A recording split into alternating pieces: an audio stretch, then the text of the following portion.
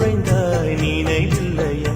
உன்னை சுற்றி சுற்றி வந்தேன் நினைவில்லையா? என்னை சுத்தமாக மறந்தேன் நினைவில்லையா?